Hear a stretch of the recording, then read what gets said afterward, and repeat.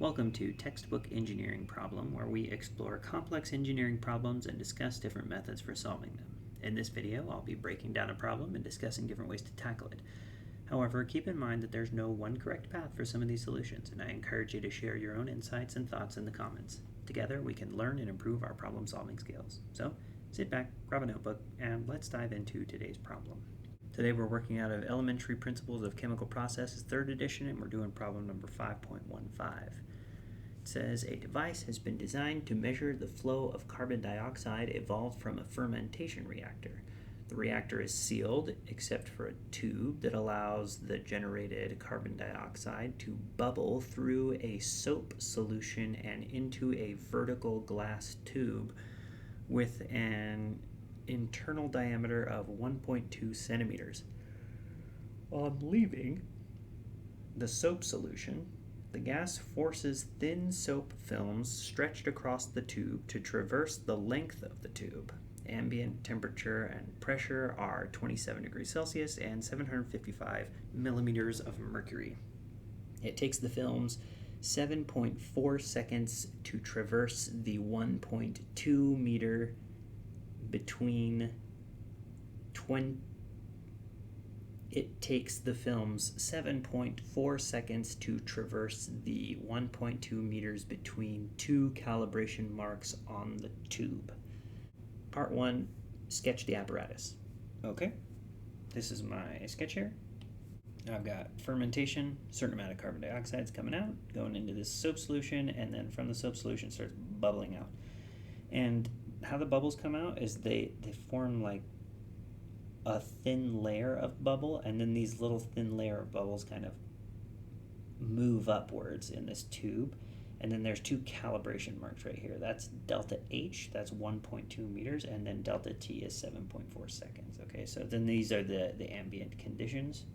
We'll need to convert those into SI units. Then we have our inner diameter as well, so that we can figure out like velocities and whatnot. Well, they gave us a velocity of the thing, then we can figure out what the volumetric flow rate is given the inner diameter. Okay, so that's part A, just doing our sketch of the setup there. Okay, so part B, what is the rate of generation of CO2 in the mole per minute? Okay, so convert these into SI units.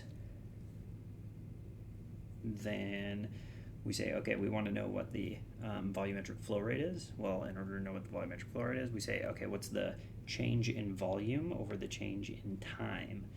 Change in volume over change in time. Well, what's the change in volume? What volume space are we talking about?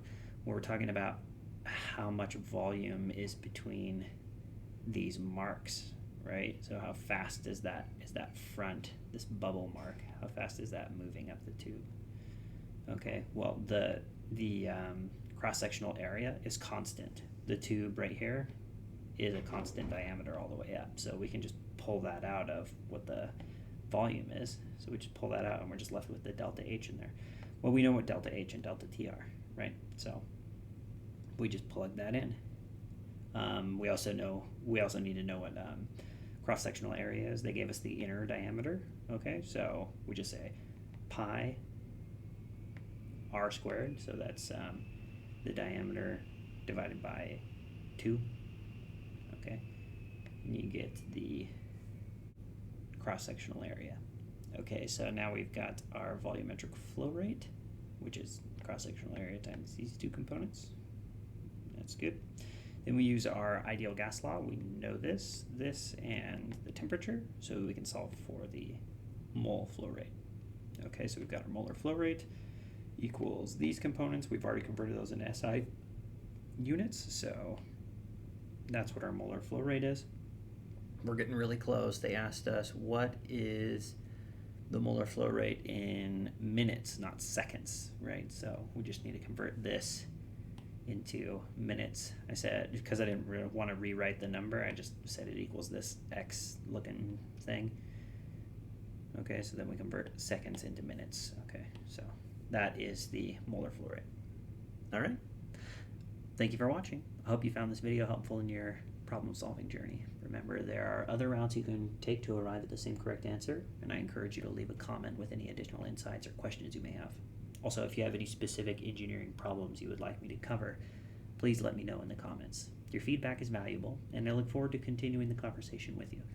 Don't forget to like and subscribe for more engineering problem-solving videos. Thanks again, and I'll see you in the next video.